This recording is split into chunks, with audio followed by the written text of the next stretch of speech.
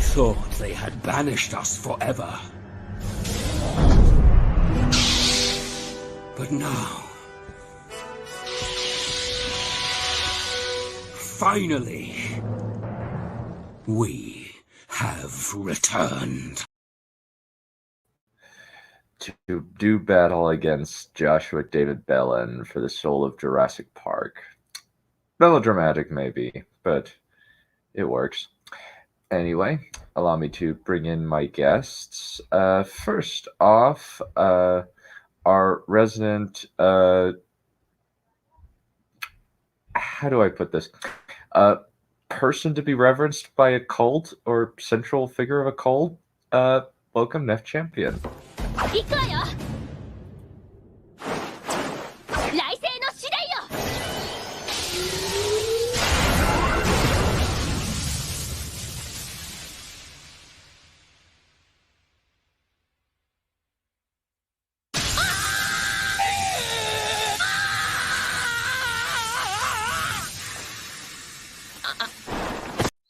Good afternoon, my lovelies. Oh my goodness. I love Jurassic Park, but I hate Bellin so much. That's because he's insane. Yeah. And also, welcome, our good friend, Wolf. The current Wolf Lord of the Space Wolves is Logan Grimnar, also known as the Old Wolf. He rules from the Hall of the Great Wolf, together with his Wolf Lords such as Harold Death Wolf, Eagle Iron Wolf, and Bjorn Storm Wolf. All I got out of that was wolf, wolf, wolf, wolf, wolf, wolf, wolf, wolf, wolf, wolf, wolf, wolf, wolf, wolf, wolf, wolf, wolf, and wolf. The Space Wolves are incredibly uninspired. Okay, 3 things. Well, by that 4. Number 1, fuck you, Bellin. Number 2, thank you, Dun. Number 3, Crow. Really? It's like A cult of You're a cult of sycophants. What is that means I'm a head sycophant then? Something like that. Oh, what a dubious honor. Yes. Very dubious. Hey, a level of insanity must be made. Yes, we must be insane for reading this book. Yep. Welcome. Straight to do it.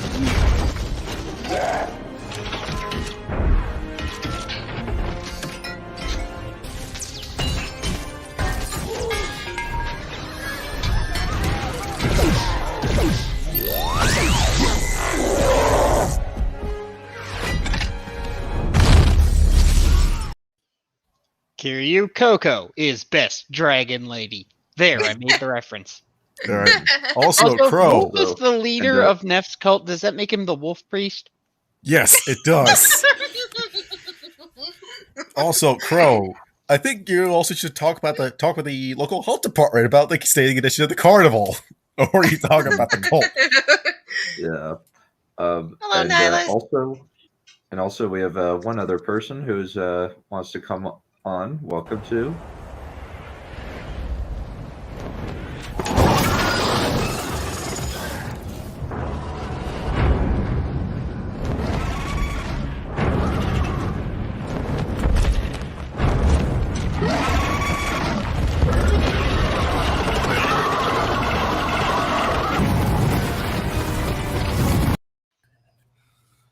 I didn't know everybody was going to be cats, so I should have prepared. No, we're not all cats. He's a wolf. He's a dog boy chasing after a cat lady because he wants to know her in a carnal fashion, shall we say? Tail. I was about to say I should have turned myself into Smaug from the Hobbit cartoon, whatever that was. No, don't do that. That's a horrible, horrible design. Yeah. Anyway, so in reference to the man being asleep while the children's dream of monsters, the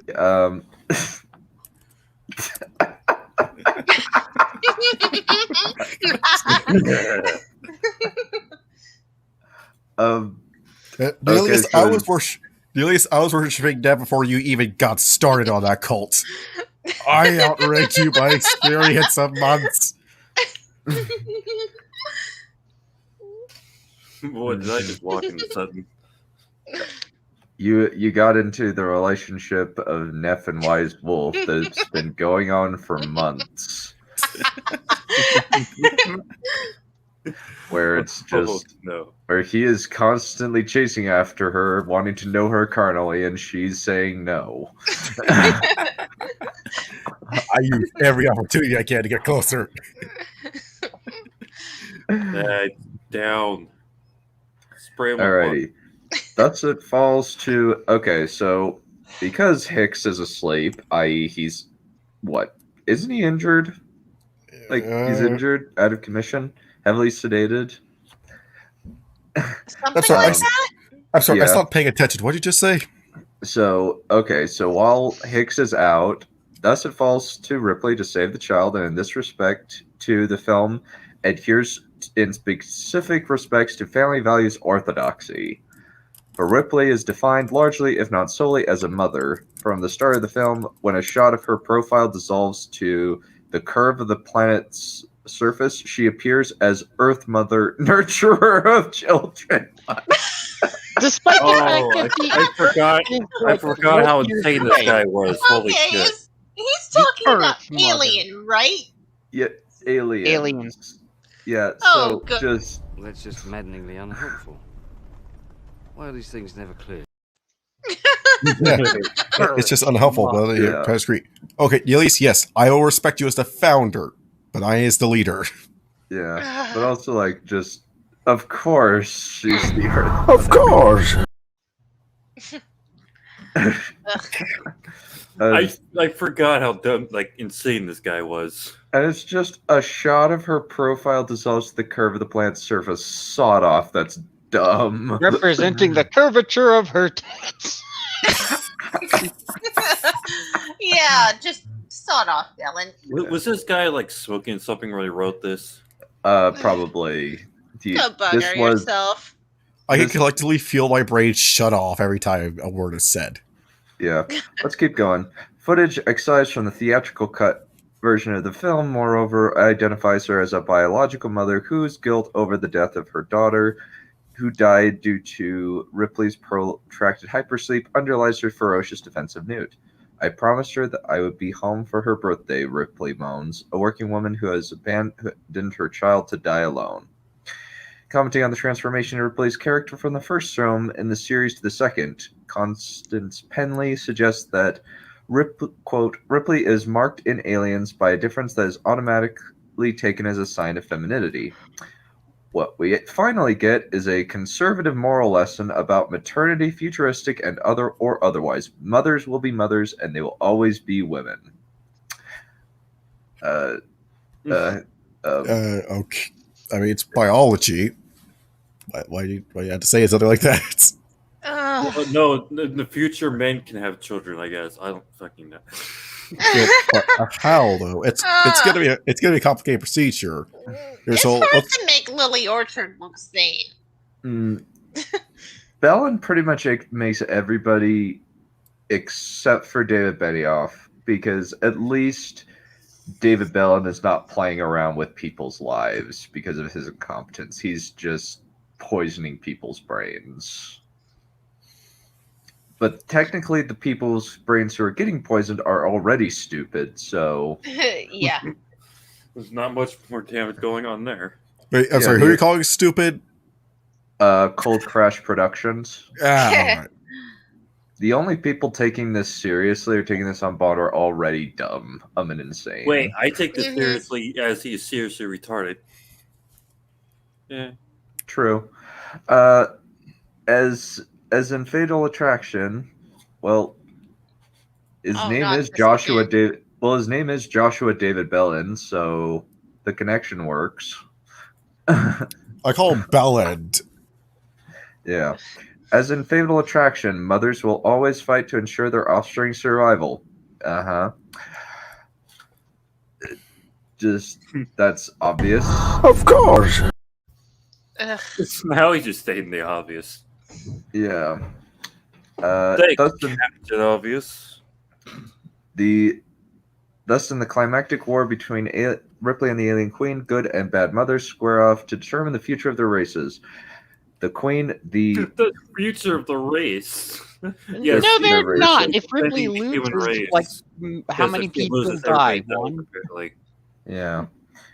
The Queen, the badass mama who runs the show as she is identified in dialogue restored to the DVD version, embodies a monstrous exaggeration of the maternal instinct. Her sole function is reproduction, which explains both her spectacular success and her hysteria when Ripley torches her eggs and ovipositor. The Queen is thus at once Ripley's double and her rival, a bitch, as Ripley snarls at her in the film's most famous line, both in her incalculable fecundity. What? And what the fuck does that mean? Fecundity? Fertility. Your ability to produce multiple children. Like, fecund is the Why not just say fertile then? Well, fecund is technically fecund is technically the verb, like the verb of to get pregnant. Hey, fucking you too. Mm-hmm. Done. And in the threat this power poses to the human family. To be sure, there are ambiguities here. If the unforgettably horrific depiction of the Alien Queen finally satisfies indie gluts, the family values stereotype of the female fiend, the replacement of the male action hero with the mother subverts both the stereotype of the monstrous woman supposed opposite, the sweet, decorous, or decorative, chaste, lovely angel in the house, and the reconstruction of the nuclear family. This guy's going some weird places. Like, what? Like, where's this guy going? I'm amazed he didn't make a connection to the nuclear bomb that was the ticking clock in this story. That way, the Alien Queen would have a thermonuclear family. I feel as if Bellin is holding a or the unstable reactor, down whatever. And he can't read it anyway. So, yeah. Oh, we're getting to one of my favorite parts. Okay, so in the film's final shot showing Newt's face in the foreground and Ripley's is just behind as the two settle hypersleep, the father remains in absence. One might think of this twist, however, in terms of Alien's temporal setting, whereas other films I have listed take place in the present or the past and thus allow for the possibility of the world's remaining fathers halting the spread of the monstrous woman's seed. What? The monstrous woman doesn't have seed. Women have eggs, you idiot. That's just maddeningly unhelpful. Why are these things never clear? They're really working that ammunition, Don. Yeah. Yeah. Or just like there's No, also this. that is not correct. Yeah. No. You should use that more. It's like serious. It's like, how do you? It's like I just like hearing the word seed and feel the same side just makes me think girls with dicks, and it's like, oh, man, it's terrifying to look at. Yeah. You've been looking up recently. It spawns in your head. Trust me. I didn't know what was once. I didn't know what Fudo was at one point, and then I learned, and I'm like, I'm glad somebody else said it. I'm horrified for life now. Hmm. It's like it biologically offsets me. It's like, how do you find this attractive? Ugh. Yeah, no. No, thank you. Yeah, no. Done. The thing's stupid. Forgot. Okay, so because of the aforementioned, my guess is that he was like in shock at what I was saying. Yeah, because of the aforementioned monstrous woman's seed, Aliens represents the ruinous consummation designed by family values doomslayers. A world in which the children doomsayers. All they fear is you. Oh dear, I feel that we're going to have another Black Slayer and Wizard Slayer thing. Everybody should. I'm trying to take a break from Doom. Now they have to tell me to play it now? God. Play Doom. House rules, Sammy. Driver picks the music. Shotgun shuts his cake hole. Does somebody shoot me right now? On the side, but let's keep going. Yes, let's keep going. Alien, in which the world in which the children are to be had on the females' terms, with or without fathers. By definition, the kids have fathers. Yeah. It's just they're unwilling. They're raped, one might say. In which science will allow women to dispense with female assistants, even with the business of getting pregnant, and reducing men to drones in the new matriarchy. Wow. And in which women will have the power to either deprive a man of his right to be a parent, or force him to become one against his will. Or, deprive him of his right to life. That too. I was wondering where he was going. Like, wow, this is where he's going. This still makes no sense. With none but fake fathers left, and with those who came before having slept with the enemy, biological and social reproduction have become the exclusive province of women, leaving men as mere receptacles to be callously consumed and gorily discarded. Go fuck yourself, Bellin. Go with all these words, yourself, I think. You idiot. With all these words, I'm glad I have not eaten anything yet, or else I will be feeling sick to my stomach. I wonder how this guy would think of the 1999 Beowulf movie with Christopher Lambert as Beowulf, where Grendel's mother actually does fit into this trope, but I guess he kind of forgot about that. Yeah, and this thing wasn't out at the time that the Robert Zemeckis Beowulf came out, which is the best Beowulf movie. Don't at me. What? What's one is that? It's the CGI animated one. I don't think I see that. We'll have to watch it sometime, I guess. Nevertheless, if aliens it's the 2007 one. That's the really janky CG, but probably most accurate. Yeah.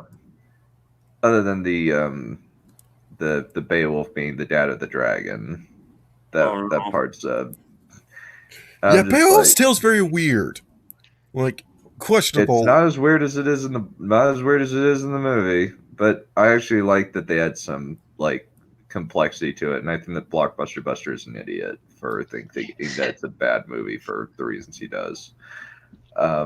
Anyway, well, Eric Rodriguez is just kind of dumb on several levels. He thinks that Black Panther is awesome, so is Captain Marvel. Never seen any of those, so I can't say. I don't care, and Captain Marvel is no thank you. She's a villain. She's not a hero. Yeah. The only MCU movie I skipped. Yeah. That, and she's also a retcon. Never. Drake, you skipped one Marvel movie. I skipped the entire. I might as well skip 90% of all of the Phase 3 movies. Unfortunate because Thor Ragnarok's pretty. Well, you watched Thor Ragnarok, didn't you? I hated it. Unfortunate. Anyway, nevertheless, if Aliens projects a future world, its depiction of the Queen simultaneously locates the film within a specific context of contemporary family values discourse, that of race. Oh, good lord. Or, species. Yeah, as Amy Tubin notes, the misogyny of the final scene of Aliens has often been analyzed on a psychosexual level as the refusal of the monstrous feminine, of the archaic, devouring mother, but it also has a historically specific political meaning. I'm sure it does. Yeah. Go bugger yourself, you moron. I don't think Cameron would have done that on purpose, knowing Cameron. Just wait. It gets better. If Ripley is the prototypical upper-class wasp, the She's upper middle Protestant? class, the alien queen bears a suspicious resemblance to a favorite scapegoat of the Reagan Bush era, the Black Welfare Mother. Oh God, not Okay, here we go. this. Great. I remember you quoting this at us a while ago. I've been waiting for this. No. Yeah. Just no. Yeah. Let me. I think I have something right for this purpose. Yeah. There were so many levels of what the fuckery. Yeah, basically. Yeah. Survey says that's what I thought. Maybe it just seems tame, considering that we just got through with Lily something or other. Yeah. Maybe. Yeah. We just got through a bunch of word salad. I was glad I wasn't part of that. Yeah. So the Black Welfare Mother, that parasite on the economy whose uncurbed reproductive drive reduced hard-paying taxpayers to bankruptcy. Oh, damn. Jesus Christ. Are you high? Yes, he is. And not wrong. Not on marijuana. It has to be like fucking meth or something. Something really insane. Ding, ding. Remember, you didn't need...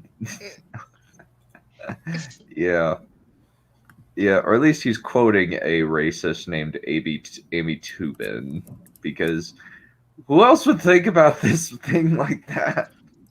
Well, the fact that he even quoted this person in his book says a lot about him. And for the record, from a libertarian, the people who decry welfare don't give a flying fuck what the race of the recipient is. No. Yep. Okay, so indeed the Queen's Nest, a bleak cavity in the city's bowels, guarded by the fecund mother's dark-skinned lethal gang, visually suggests the racist stereotype of the black inner city, a squalid place of proliferating violence and illegitimacy. You know, with the right amount of drugs, you can make any fucking bullshit. So, like it. You know, when the black kids go out and shoot up 7-Elevens, they're doing it against their mom's wishes. The black mom tends to settle down when she actually has her kids, and assuming she doesn't actually just like blend her own cooch. Yeah, it's just. Everyone in this room is now dumber for having listened to it. I award you no points, and may God have mercy on your soul. What part of the movie is that from? Yeah, I don't think God has mercy for him. I think actually, I like I keep saying, God's alive, but he's angry at us for some reason. Mm-hmm. What movie was that from? Billy Madison. Yeah, Billy Madison. I'm gonna have to write that down. All right. Okay.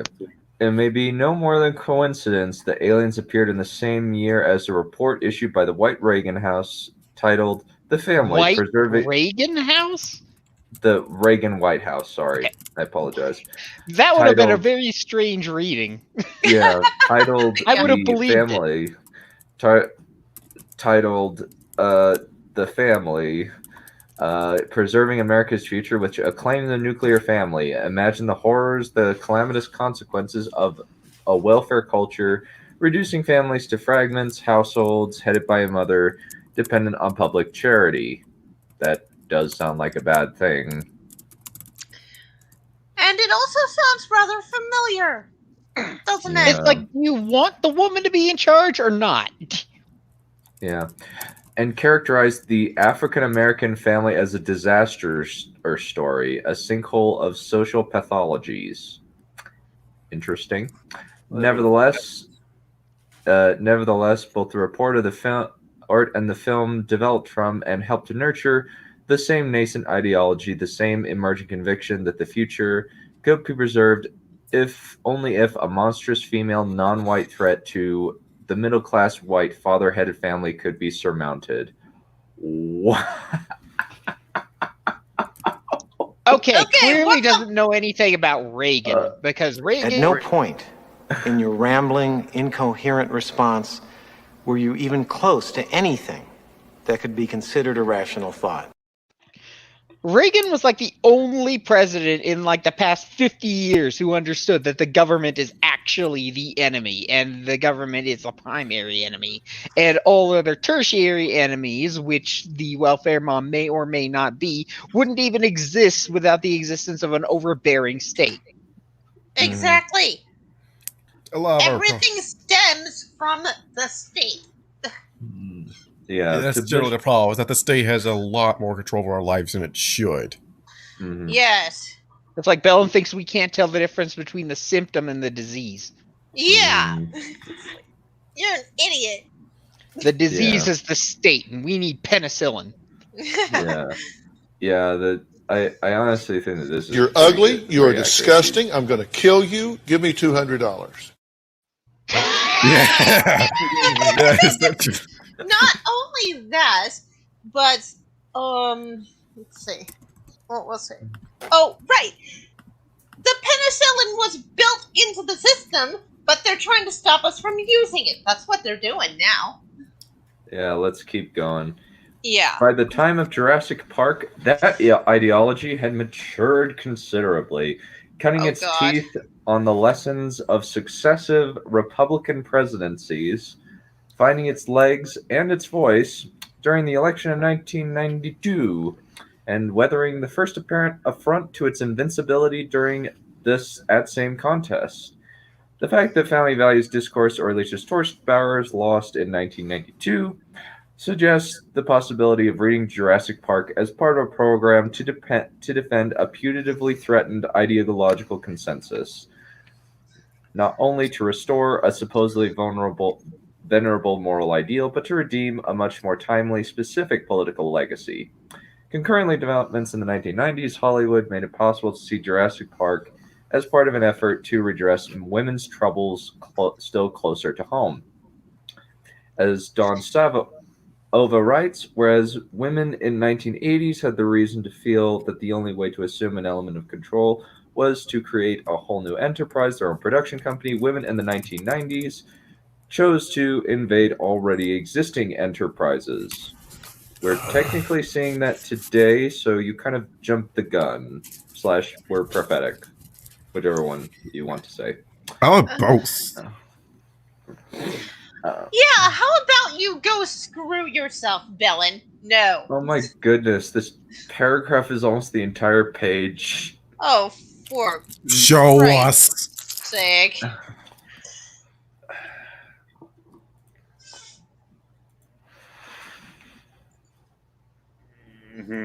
Oh, 4. Oh. Could you raise it? Oh, wow. It goes on to the next one. Lower a bit? Not quite. It stops here. Oh, it stops at the end of the page. But it's like starts here. Oh my god. White space, Bellin, learn to use it. It's just a mess of words. Indeed it is. Yeah, it's like, we get that you're a Democrat, love them, but stop it. Yeah, let's keep going. We got only a little bit to go. Let's keep going. And not a lot of time for it. Yeah. So while I would not want to insist on the immediate causal relationship between a particular film and the political fortunes or corporate powerships of its time, so the suggestive image of women invading male-dominated companies of reproduction of... Okay, that's weird. So what I'm seeing here is a... Okay, let me show you guys because this is strange. So what I'm seeing is... let me see. Is he seriously decrying the fact that some women are actually interested in what men do? No, but it's just a weird, let me see. Where is it? Right there. I mean, what he says here is like, reproduction. Oh, good lord. So, right here. Yeah, I see it. Oh, good lord. Reproduction. So, like, production as in movie production, but movie production. Means of reproduction. Oh, good lord. No. It's what? just This weird. guy is weird. The fuck? Bellin. Mm-hmm. Stick to your day job. You're not even good at that because this book is obvious evidence that you have no idea how. He literally put "re" in his book. Yeah. Hey, Neelix, if you're still listening, I just looked at what you posted in the memes. Mm-hmm. All I can say is it's adorable. Yeah. So what's the rating of this freaking book, anyways? I don't. People have barely reviewed it because this book is basically almost lost to history. Nobody even. There's not even a pirated version of this book. Yeah. Mm-hmm. Well, deserves to be forgotten. Yeah. Okay. Okay, so Reproductive provides a useful model for thinking about the role Jurassic Park played within the political, cultural, and industrial context of the early 1990s. No, it didn't. Jurassic Park had no influence in anything other than people wanted to watch more dinosaur movies because it made $1 bajillion. Yeah, that's why there are so many Copycats. so many sequels and copycats and stuff like that. And none of the Jurassic Park sequels are good. I mean, Jurassic Park sequels. I will admit one thing. I do like Lost World. Lost World's okay. What? They're all terrible. Guess. I like the Lost World. Okay, that's I think I actually kind of like Jurassic World the best, but only for that Neanderthal reason of it has a T-Rex fighting a Raptor T-Rex hybrid while a Raptor helps out. I just think that's so awesome. And I'm just like, yeah, this movie's stupid, but I kind of love this ending. Well, yeah, and I like let's see, was it 2 or 3 that had Spinosaur? 2. That would be 3. No, that's 3. Yeah, I honestly, enjoy the fights that the Tyrannosaurus gets into. I honest to God think I actually fell asleep on 3. Yeah. Like that thing put me to sleep. Yeah, let's keep going.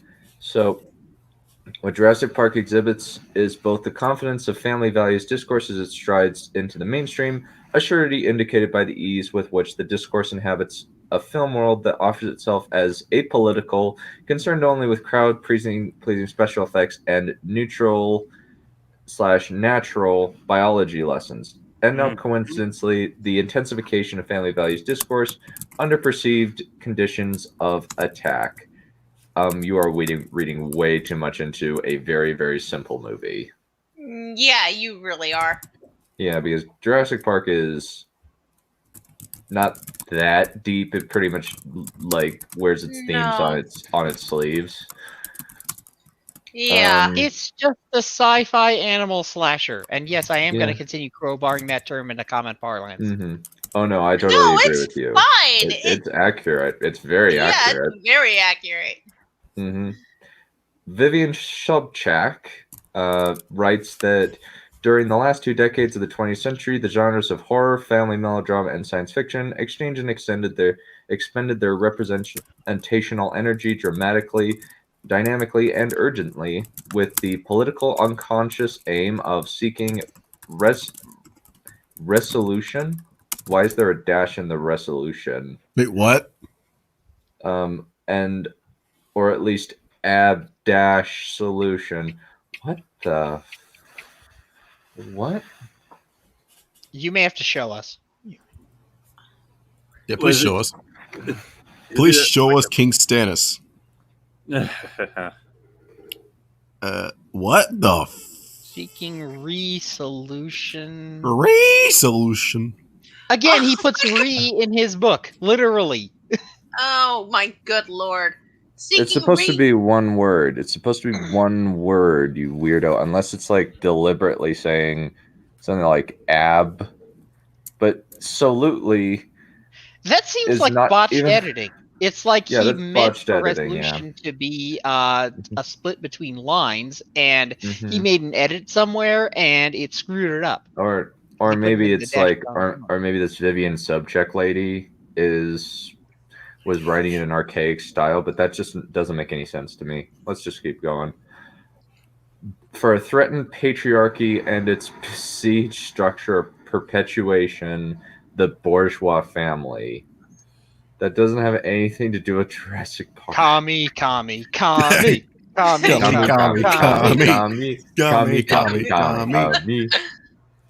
our conga line. Yeah. Yeah. We share the line. Like, it's our line, comrade. You are simply in back. Yeah. We share the ones. Okay, let's just keep going. The melange of all three genres that subject names, the Jurassic Park represents the patriarchal family as threatened and besieged by monstrous women, while at the same time seeking to resolve the threat and absolve the father by collapsing ideology into biology. Collapsing what into biology? Collapsing ideology into biology. Oh, well, he's trying. You know, the funny thing is that's actually happening right now with all the trans stuff. Oh, yes. Of course. I wasn't paying attention. What the fuck? Okay, so basically Jurassic Park represents the patriarchal family as threatened and besieged by monstrous women, while at the same time seeking to resolve the threat and absolve the father by collapsing ideology into biology.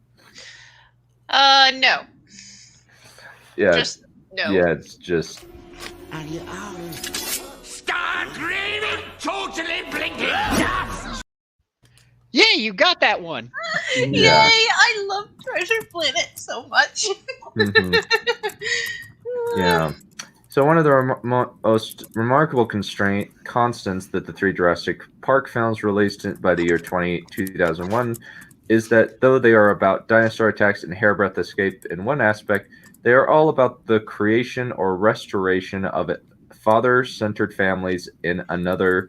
In the first film, kid-hating curmudgeon Alan Grant comes to embrace the role of family nabob, sage, and guide. Family nabob? Spell? I am Nabob, as in nabob. Yeah. What the fuck? I'm even gonna have to look this one up. In second, much divorced wastrel A Muslim Ian official or governor under the Mughal Empire. What the fuck? No, a Muslim Jurassic governor, Park. essentially. Jurassic He is Park assuming is the about- title of a Muslim governor. I thought he was done with the Muslim shit. Yeah. What the fuck? Yeah. The more you know. You're reading way Coherent too babbling into to me. Jurassic Park. Jurassic Park is just a cautionary tale. Be careful of what you do. Yeah, don't Because mess your around with actions biology. have consequences. And they use dinosaurs because dinosaurs are awesome. And it makes the consequences very, very visible. Yeah. Actually, What is wrong with you? What is wrong with you? What do you mean? it's less thinking about what you do and more the unknown unknown. You can't know that which you don't know, and something will come out of the woodwork and blindside you from out of nowhere. That's what Jurassic Park is about. Yeah. They spare no expense, despite the fact that they didn't see like corporate espionage coming.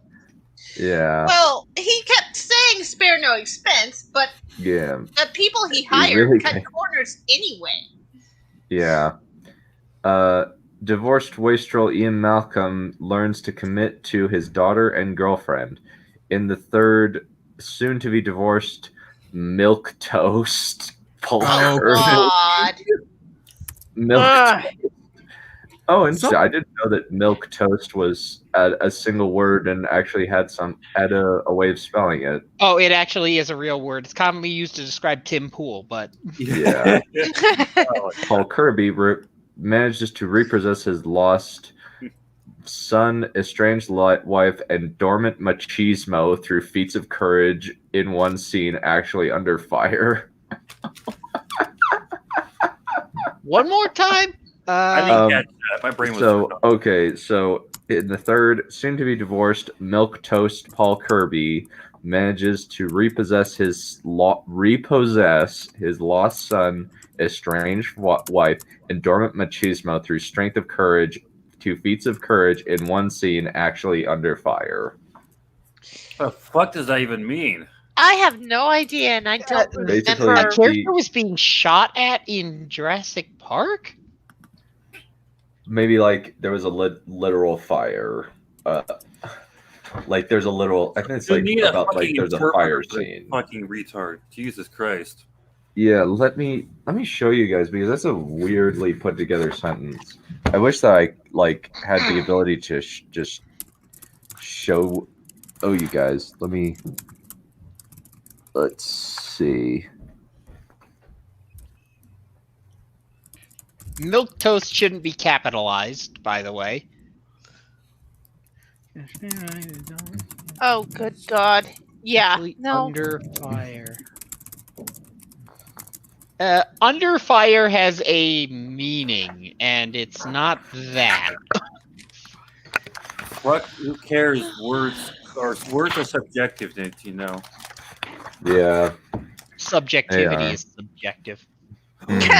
There you. Yeah. Can't break my logic. No. Yeah, let's just keep going. Such an orientation toward father-friendly plots is characteristic not only of the era's films generally, but specifically of those of Steven Spielberg, who directed the first two Jurassic Park films and served as the executive producer of the third. Many of his films, including E.T., Hook, and Schindler's List, focus on children whose literal or symbolic fatherlessness is amended by the film's end. Noting Spielberg's emphasis on family as an embattled sphere of empathy and care threatened by external forces, Michael Ryan and Douglas Kellner argue that the director's oeuvre represents a counter-tradition to corporate conservatism and that dominates contemporary film. Conservatism doesn't dominate film. Conservatism doesn't dominate anything. Yeah, I'm just like... That's just maddeningly unhelpful. Why are these things never clear? Conservatism doesn't even dominate the politicians elected specifically to be conservative. So... Yeah, we keep our mouths shut and keep our heads down. That's what we do. We don't dominate anything. Yeah, and if the person in charge is conservative, you wouldn't know it because they don't go into what their politics are. It gets better. It gets fucking better. Okay. Crap. Oh, shit. Oh, From its first scene in which a male worker is mauled by a raptor while his boss yells in an extreme close-up and with creepy reverberation, "Shoot her," Jurassic Park reiterates the family values cycle of crime and punishment. The abdication of the paternal role, men's trifling with reproduction outside the nuclear unit, has loosed the band of screeching harpies who rend and tear those foolish enough to court them. I'm feeling really stupid right now. Like, my brain can't handle this mental retardation. So I'm going to turn myself into a retard. There we go. Though I do love that line in the movie. Shoot! Well, that's sexist, you know? Yeah. It sounds like he's saying shooter. Well, come on. Well, come on, DB Wise. Well, come on, DB Wise. You need to play the character. You've never cared about sexism. You're a nihilist. Oh yeah. Wait, was that Weiss too? I thought it was David Benioff. Weiss is basically his lick spittle. They both believe in nothing. Is Igor? Yeah. Well, we kind of forgot I didn't have any morals. You kind of forgot which one was which. Yes, I kind of forgot what person I was, because that's how stupid I am. Yeah. Let's keep going. In the world of Jurassic Park, gender has been divided across species, and thus the gender has been divided. That is physically impossible. Yeah, gender in the world of Jurassic Park, gender has been divided across species, and thus reproduction between fathers and mothers has been eliminated. Human males may create, but they cannot procreate with saurian females. No! You are an idiot. So you're. I assure you, someone in this world would loot a dinosaur. They already have. Yeah. It's like Rule 34. If it exists, But even I couldn't have come up with something like this.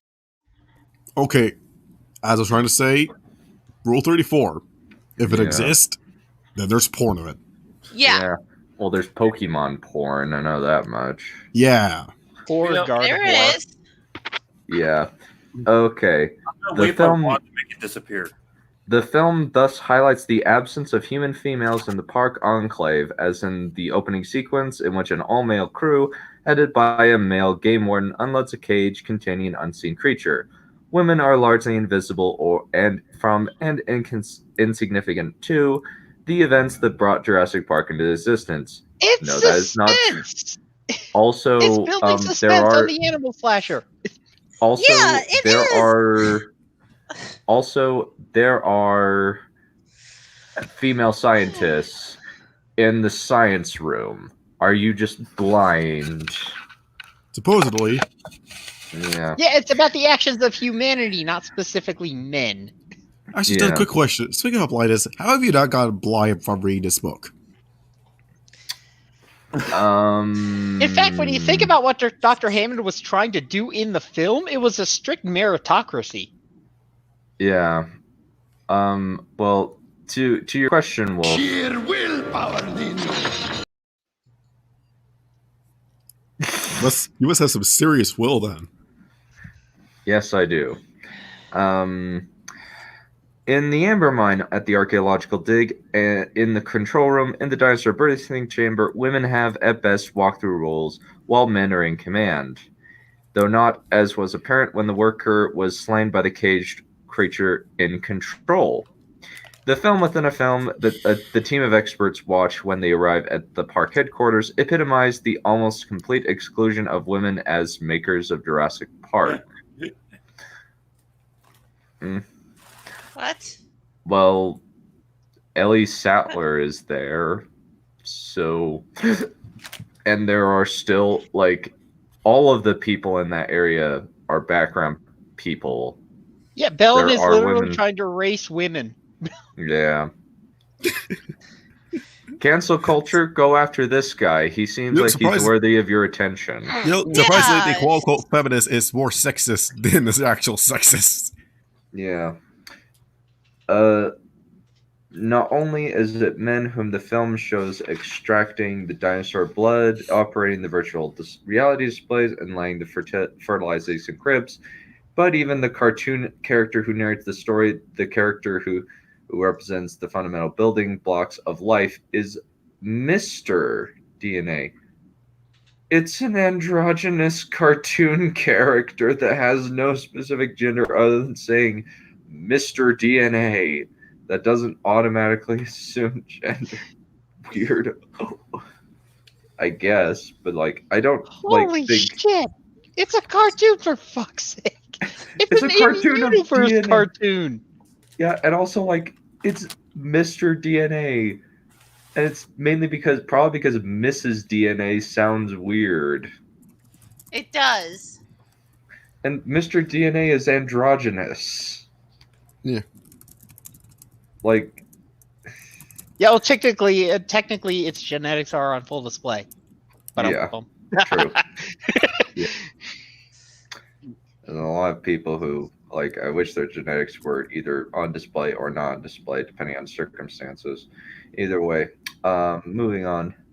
To recognize the ways in which Jurassic Park wields the family values master narrative, family values master narrative.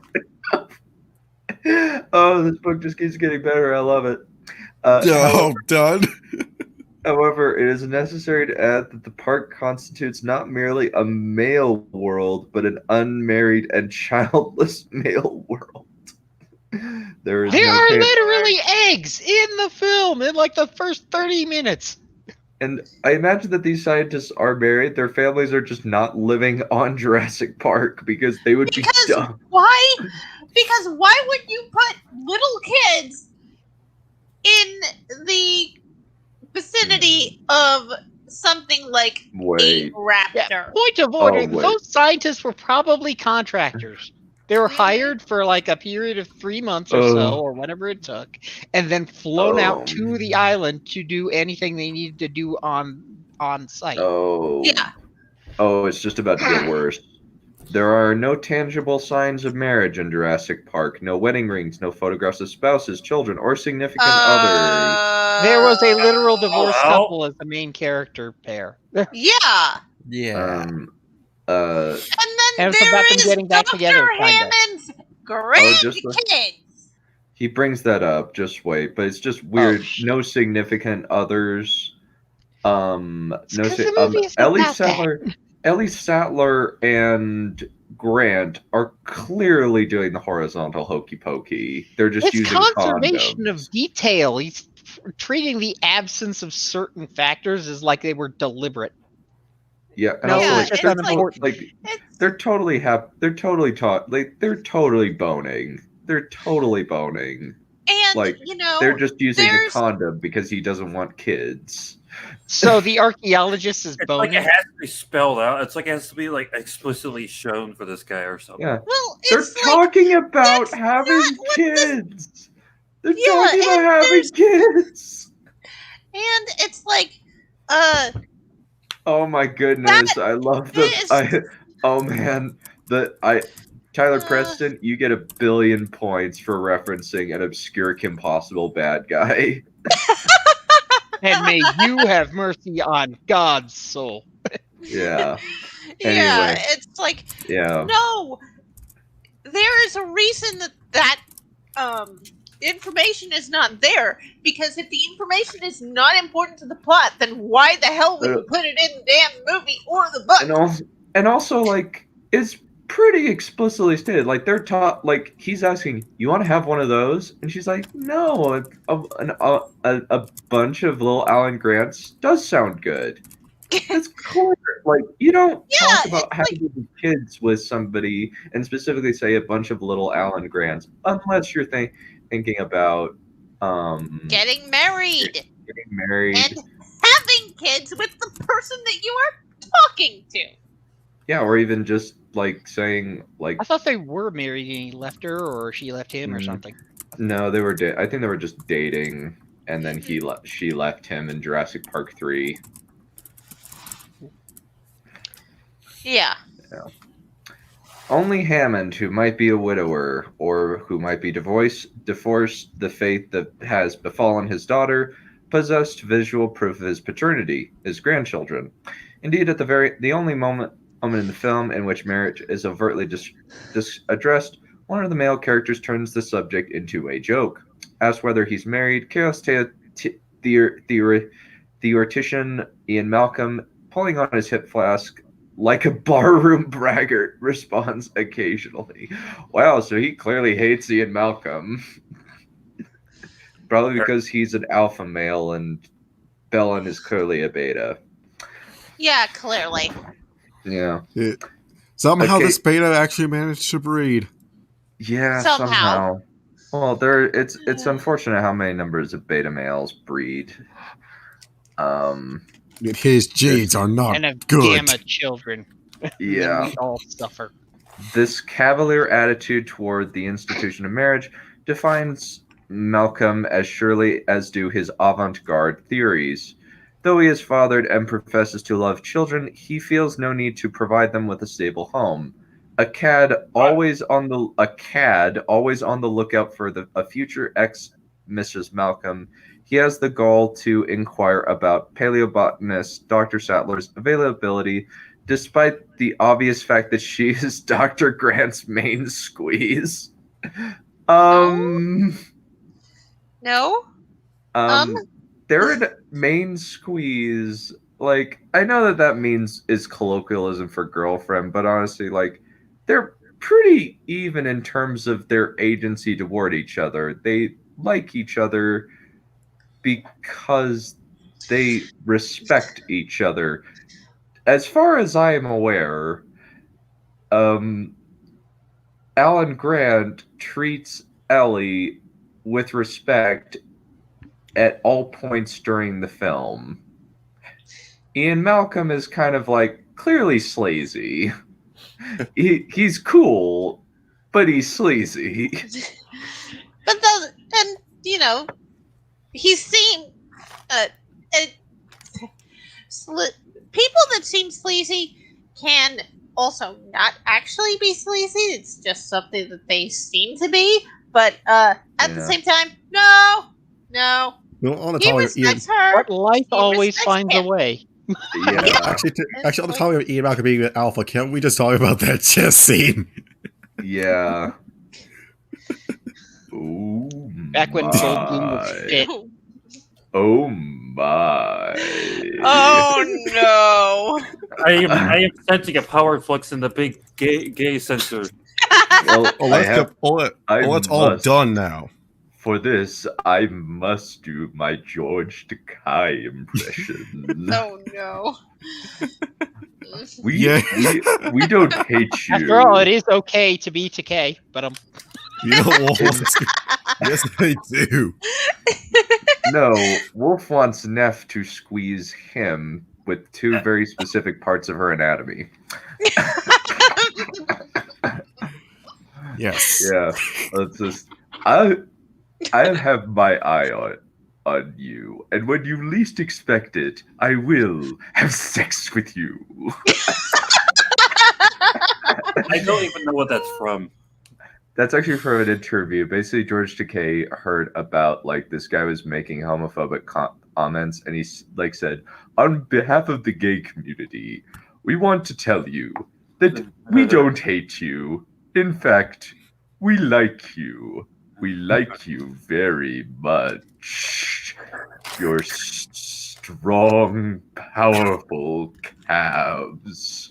Your smooth, chocolatey head, glazed in man sweat. I'll have my eye on you, and when you least expect it, I will have sex with you. You will try. I will kill you. I like Becca. Yeah. Last one. Yeah. We are going to run out of time. Probably. Friends. Good point. Yeah. So in Jurassic Park, clearly it is not the dinosaurs alone that are predators. What?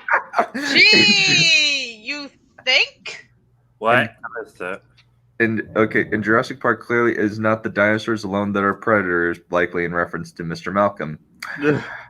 And equally clearly, the helpless prey of raptors and rapscallions alike is the traditional family unit.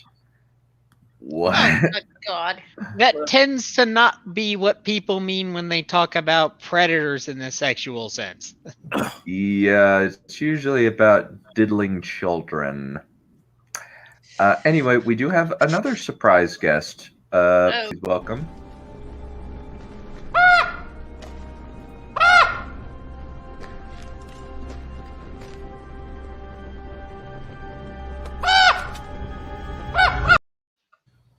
Hello, Crow. So I'll explain why you smell mana in the air. Mm-hmm. Yeah. Next time, let's find something with a crow that hasn't to do anything with Game of Thrones. Yeah. Maybe. Oh, hey, Crow. Actually, Crow. In the magic battle, who would win? White Wizard Dragon or you? I bet on you. What's going on? I'm a magician. That's the joke. You shall not be a wizard anymore. Cast. You shall not cast. I'm not a conjurer of cheap tricks, all right? Yeah, He's a conjurer of very expensive tricks. That is not wrong. Too bad, Crow, that we can't afford half of your tricks because, well, the Cardinals need a lot more money. Yeah. Okay. Perion ruined the budget again, so sorry. Let's. Yeah, I thought I charged this time. It's actually Tarek. Is your mic okay, Crow? You're a little bit muffled. I am? Yeah. Little bit. Let me turn the thing up. There you go. Yeah. How about that? Yeah, a little Let bit me know better. if it's too loud. Yeah. The film's moral calculus is thus disarmingly simple. The measure of a man is his fidelity to fatherhood, and the punishment meted out to the male characters bear a direct relationship to that factor. Thus, Malcolm, despite his uncompromising start, does redeem himself in some measure, attempting to rescue the children from the Tyrannosaur at considerable risk to himself. He suffers only a crippling leg wound, enough to lay him up for a while, and perhaps afford him time to atone for past indiscretions. I'm still trying to process moral calculus.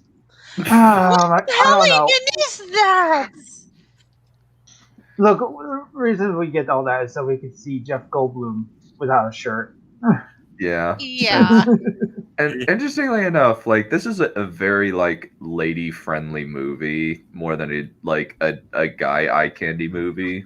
Oh yeah, it's definitely. I thought it was a kids movie, basically. That too. Mm-hmm. Oh, that it's like too. for the parents or the moms, Yeah, I guess. Yeah, at least the moms would go like, make him take his shirt off. Like, hey.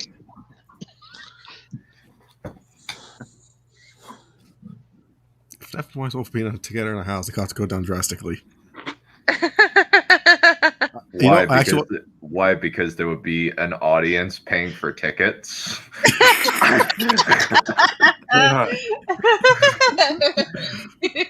What kind of sex are you two into? I don't know. They'd probably be like, look. Okay, we're gonna put it into there all right here. Neph, you can do better. All right. oh, thanks. Like, thank you, Crow. You're welcome, Wolf. Got your back, buddy.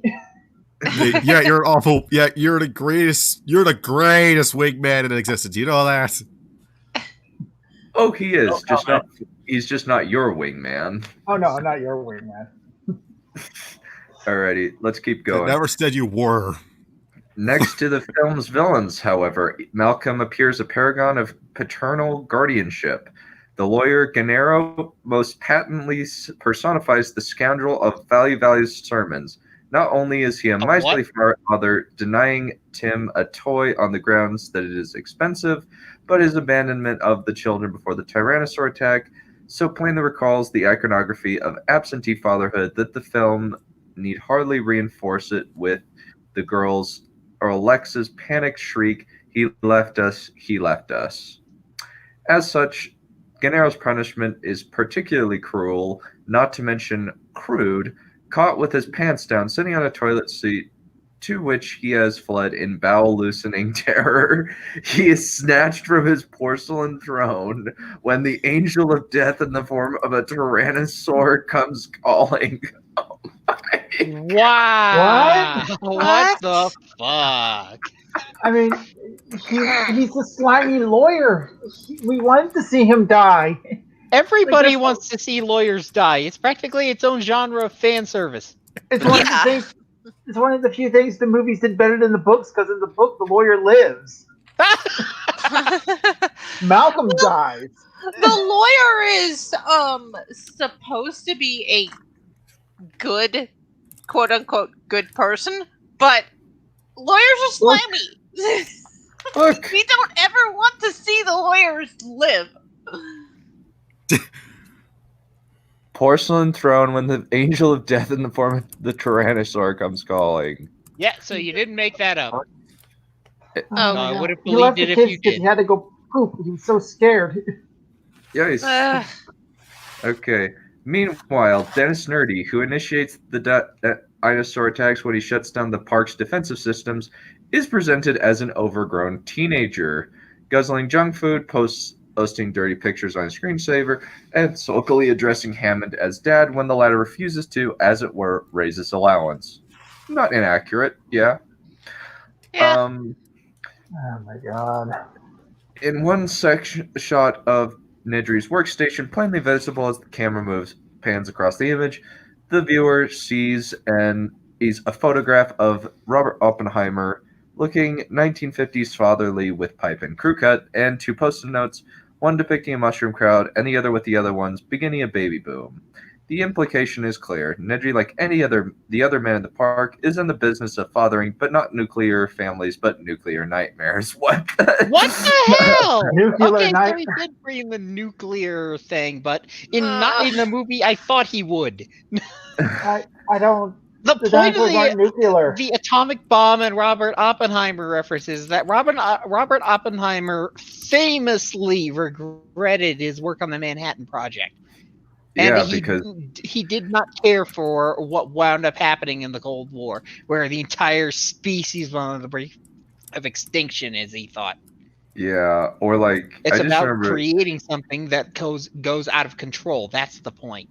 Yeah, honestly, like I'll always find it funny that Dr. Oppenheimer like guessed like ridiculously low for what the first nuclear bomb test power outage would be, and he was laughed. Nah, it can't be that big, and he ended up being the only one closest, and it was like by like orders of magnitude higher than his guess. Yeah. Like a lot Forgot of people to carry the one. Yeah, I guess Yeah, so. no, I didn't forget to carry the 1. I forgot to carry the 10. I've no. been waiting forward to this. I've been looking forward to this one. This one's hilarious. Oh, this is bad for us. Oh, dear. Oh, look at that. I unfortunately have to go. I'll be seeing you. No, you don't, Crow. No, Crow. Hold him in. Fly away. him. Fly, you fools. Who's anti-magic barrier on, and electric can just- trap on, and harpoon gun. It would be extremely painful for you. You cannot pass until the exit. Yeah. Just try anything, Crow, and I will shoot you. Thus, Nedry's fate, while attempting to smuggle dinosaur embryos off the island in the masculine vessel of a Barbasol shaving cream can. Oh my God. That was stupid. Parallels Gennaro's. In an enactment of the teenage boy's wet dream and worst fear, he meets his end. He meets his end at the hands and mouth of a coy, frilly creature that turns into a terror in the front seat of a car parked on a ledge, evocative of a 1950s era lover's lane. Oh, fuck sake. Yeah, I think I spoiled that line for us a long time ago. The one that spits poison. Because that's the one that caught him.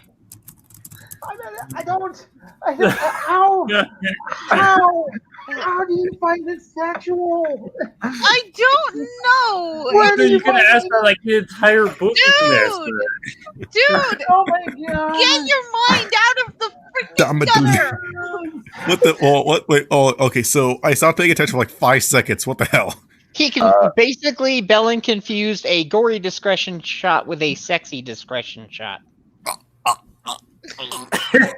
And the only reason that they showed it outside the car was because the dude was getting his stomach eaten out, probably. Yeah.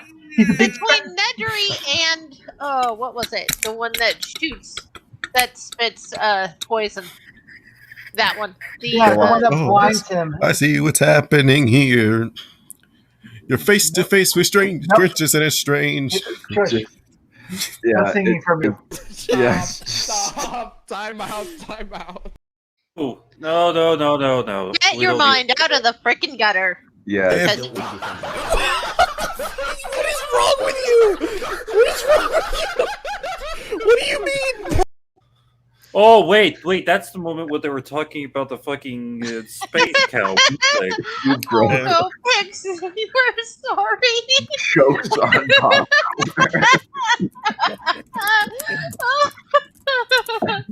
Like, I like yeah, how the comment section is very consistent with itself. Yeah, this well, I don't think we've covered any. This isn't very controversial. This is just like, no, this is stupid. This is just crazy. Yeah, this is just absolutely maddening.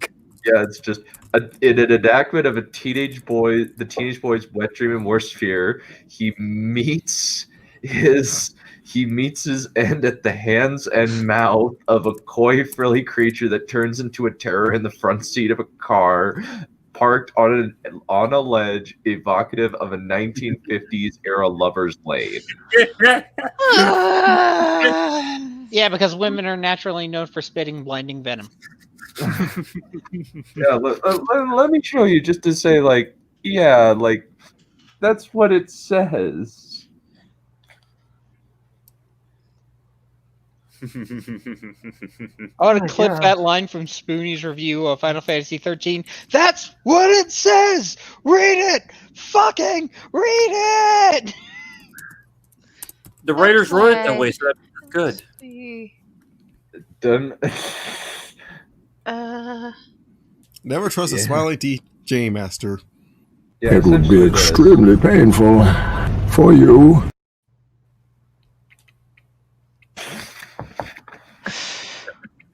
Yeah, let's keep going. In light of these representations of failed or feckless fatherhood, it is inadequate to read Jurassic Park as some critics have, as a cautionary tale of science trespassing on and tampering with the secrets of life. What? That's all the movie is about. Wait. Repeat that. Okay, so in light of these representations of failed or feckless fatherhood, it is inadequate to read Jurassic Park as some critics have, as a cautionary tale of science trespassing on and tampering with the secrets of life. Because he can make some weird psychosexual Freudian connections. Yeah, there's a reason that Sigmund Freud is largely discredited in the psychological community. It's like fucking. That almost reminded me of fucking David Benioff when he was talking about the Dornish people for some reason. Yeah. Okay. To be sure, the film itself supports this reading in the sonorous pronouncements of Malcolm, who, as a chaos theorist, makes an improbable, but for this case, effective altar boy of divine nature, staggered by the lack of humility before nature. What? But makes an improbable altar boy of divine nature. What is that? What does that mean? That's just maddeningly unhelpful. Yeah, remind me again. Jurassic Park may actually be where the line "you've spent so much time wondering if you could, you didn't think if you should." Is that where this line comes from? Yeah, that's where this line comes from. Okay. Yep. The lack of humility before nature, displayed by the engineers of Jurassic Park, he deems scientific discovery as a violent, penetrative act, nothing less than the rape of the natural world, and warns that life will not be contained. Life finds a way, and he's right. To focus on such speeches in isolation, however, is to overlook the ways in which Malcolm's discourse supports the film's consideration of the human family as a microcosm of the same natural order. What? Okay, I think the one he was talking about is the Dilophosaurus. The Dilophosaurus. Dilophosaurus, yes. Yeah, that's the one. Really? That's the one that spits venom. Yeah. Hence, coy, frilly creature. Oh my god. So, like a frilly stripper lady? I don't know. It stabs you. Get me the money. Yeah. So, okay. Indeed, these sentences from Malcolm illustrate the connection and the deception linking nature to nurture as they liken scientific process to illicit sexual activity and offer what is, in the context of family values discourse, a suggestive abstract of evolutionary processes. Life finds a way. What? Oh boy. Oh my god. Scientific processes to illicit sexuality in the context of family values discourse. What? I don't. And every day I question why. Why are we still here looking at this misery? It's just about to get better. He's gonna get into the trans thing, isn't he? Oh, great. Yeah. Oh, not yet. Oh, not yet. Oh, not yet. It's almost as bad. Not yet. You have 45 minutes to get through this chapter. Well, we only have like 6 pages left, and we've gotten through. That's not helping your case. Let's move. Yeah, it's not. Yeah, let's move. Think here of the Arthur S. DeMoss's anti-abortion spots. Life, a beautiful choice. And if you close your eyes. And that the way life finds involves the transformation of female dinosaurs into male ones, furthers the film's equation of legitimate reproduction with father-headed families. Despite the scientists' pains to, as they put it, deny the dinosaurs the ingredient that makes embryos male, Mother Nature ensures the survivor a father family. What? No, I don't read retarded. Oh my gosh. So Mother Nature ensures the survivor of father family. Huh? What the heck does that mean? I don't know. I don't care. Help me. Yeah. Give me strength. I don't know. Sorry, Croy didn't catch it. What do you want me to do? Cool, then catch what? Huh? I didn't hear you. Can you please speak up? What? What? Let me see. I have something specifically for this. It's very pertinent. I don't care. Yeah. Yep. Okay. So, this is what makes the line spoken by the park's chief geneticist, "There is no unauthorized breeding in Jurassic Park," so painfully funny, for there is nothing but unauthorized breeding until the dinosaurs begin to breed with their own. Driven by nature's unerring crusade to restore fathers to their families, despite the scientists' best efforts to deny and deter them. A crusade? They're animals, for fuck's sake! Full of grace for the might of our Lord. Literally, for fuck's sake! Literally, yes. It's like, oh my god. He thinks that message is there. It's just a simplistic reading. He's going for the complex reading. Oh! But Jurassic Park is a very simple movie. No, it's complex with all these themes and shit. I don't fucking know. No, he hates. Bellin kind of strikes me as the guy who would like make crude sex jokes and everything, but then he swallowed a dictionary at some point, so he still makes crude sex jokes. He just tries to sound smart. Yeah. It's not working. Yeah, let's just keep going with this. The movement of Jurassic Park, then, is one in which the human nuclear family, though threatened with extinction, will come into existence as naturally as the saurian.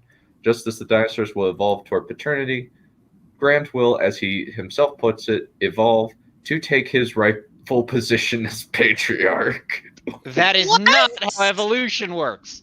In either case, really.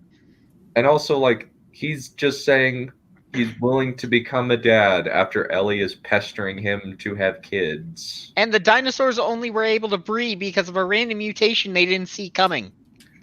Yeah. Well, that, and they used a specific frog. Yeah, it is very unlikely that would have happened. Yeah. They used a very specific frog that had the ability to do this. Yeah. And it's their own fault for not looking into it. So, there is thus another impulse in Jurassic Park at variance with Malcolm's tentitious spell. TENDENTIOUS tinnitus sermons. If on the one hand the film presents men as the prideful violators of the natural order. On the other hand, it celebrates the right of patriarchy to rule a female world depicted as chaotic and unpredictable. Wow. Oh, yeah. The whole point is that everything is chaotic and unpredictable. And the dinosaurs weren't around at the start. It was the people that introduced the element of chaos. Yeah. Yeah. Even before the scenes in which Grant saves the children from the raging Tyrannosaur, the film labors to identify him as the man who needs only to channel his energy into family commitment to bring order to chaos. No. Oh. He's trying to get to the chopper, literally. Oh dear. When, for example, his lap belt buckle in the helicopter turns out to consist of 2 female members, he masters these recalcitrant sisters by literally tying the knot with them. Oh, good Yeah, lord. I You spoiled this line before. seriously. Oh my god. It shows that he's resourceful. He's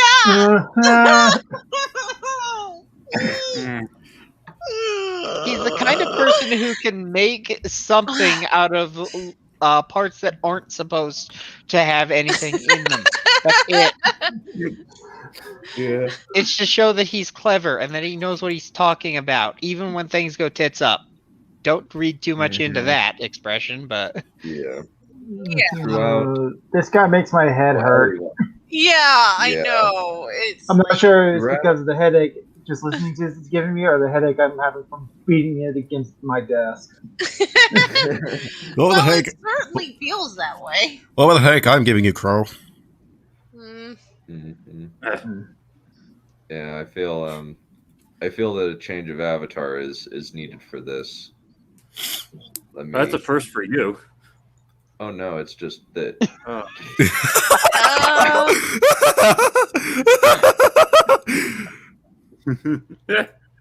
Yeah. There we go. Yeah.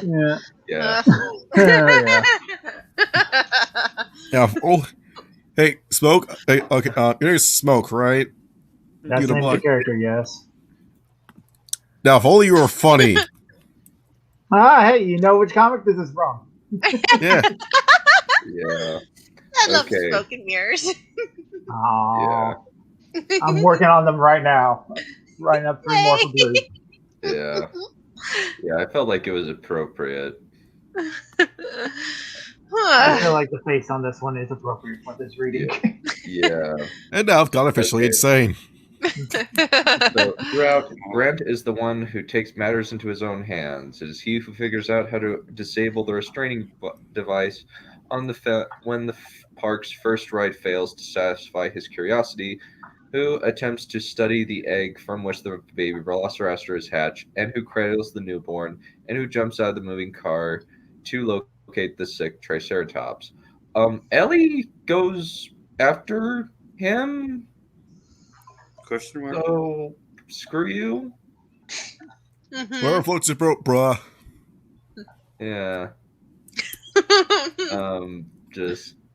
I just shit over it. Say this. Well, fuck you. People don't talk like this, and people don't act like this. Not everyone in the world is obnoxious as you see them through your lens of bullshit.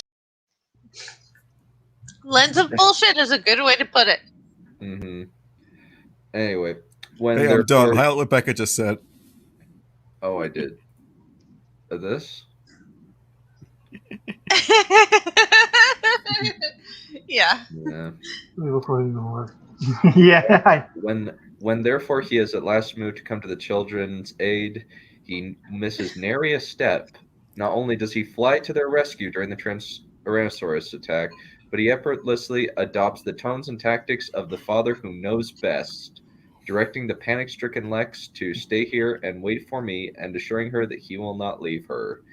Because he's not a dick. Yeah, he's not a dick. A lot of the people in the movie actually are. Yeah, he's not a dick. Oh, gosh. Oh, no. Okay, during the sequences in which Grant leads... So this is all one sentence, by the way. Oh, no.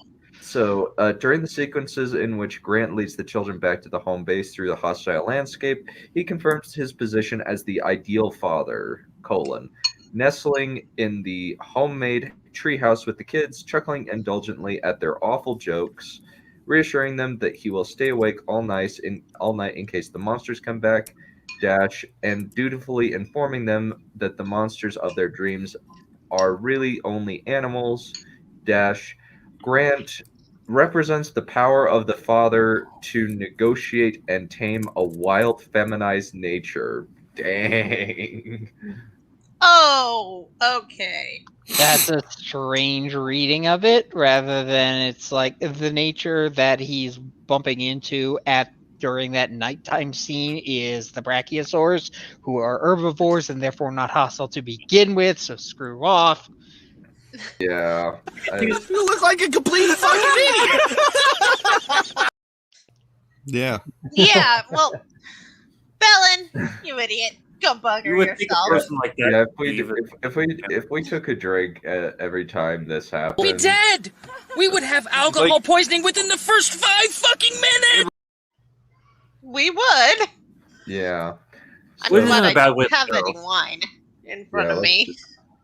I have one in the fridge, and it's waiting. More subtly yet insistently, the film promotes the ideal of fatherhood, not only by privileging Grant's superior activity and know-how, but by conceding the power and propriety of his active, expansive gaze. What? Oh yeah, I remember this. Expansive gaze. In keeping with the lore of Mulvey's well-known dictum that in a world ordered by sexual imbalance, pleasure in reading has been split between active/male and passive female. The film champions Grant's vision, his scientific theories, and his visual standpoint as a means of asserting the patriarch's authority over female objects and systems, both biological and social, extended and intimate. Wow. No. Okay, Neelius Neelium. Hey, Street Team, is any one of you smelling toast? If you smell toast and there's none around, you might have a case of a stroke. That is why I asked, because the stuff we are forced to suffer through is terrible. Yeah. No, I don't smell toast, thank God. But toast get the whiskey. The first sighting of a full-figure dinosaur, for example... Wait, are we actually going to start drinking? ...is insistently, even aggressively, quote-unquote, granted to Grant. Having first the brachiosaur... Full-figure dinosaur? The first dinosaur we fully see is the Brachiosaurus. That's the big draw of the movie. Mm-hmm. Yeah, One of the long neck. Blockbuster scenes. It's the movie. This is the part of the movie where it makes you like fall in love with the dinosaurs, the whimsical wonder of it before the Brachiosaurus is of the predator not hostile. Mm-hmm. I think that was the moment that blew everybody's mind back in '93. Yeah. Like, holy shit, that looks real. And it's still impressive today. It's a really good effect. Yeah. They did a very good job with it. Yeah. Having first spotted the brachiosaur, he rises from the jeep, removing his sunglasses while Sattler, too busy fussing over a plant to notice that there is something much bigger happening in the field, needs to have her head turned by the force of her partner's hand before she catches on. God, he just really into this. She's prehistoric botanist. She's a plant nerd. She's a plant nerd. She is going to nerd out over the plants rather than the animals. And that is why she needs to have her attention redirected physically, because she's drooling over the cycads and all of the prehistoric plants. And also, Grant and Ellie seem to be in, a comfortable, mature adult relationship.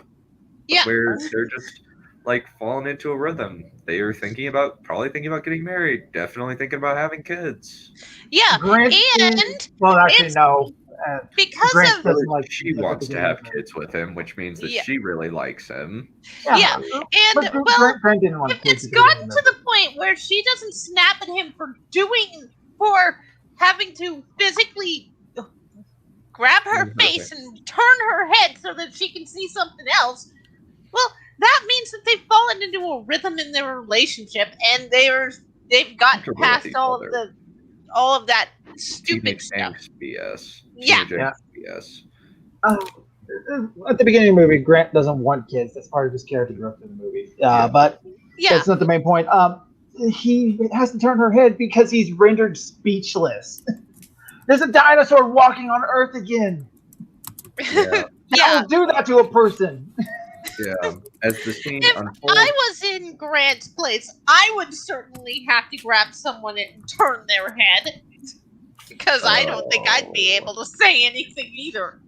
Oh gosh. Here Oh we no. Go. Here we go again. So, as the scene unfolds, the act of discovery is aligned even more closely with Grant. As Hammond announces Welcome to Jurassic Park, the point of view shot of the dinosaur herds confirms both Grant's hypothesis. They do move in herds, he breathes, and his perspective. This pivotal scene thus functions in the manner Mulvey suggests.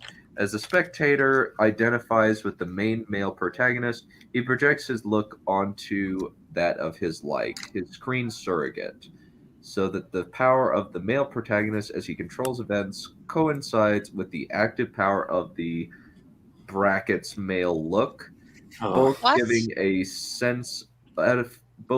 satisfying sense of omnipotence. Nobody thinks that way. No, nobody Grant does. is a god. Huh?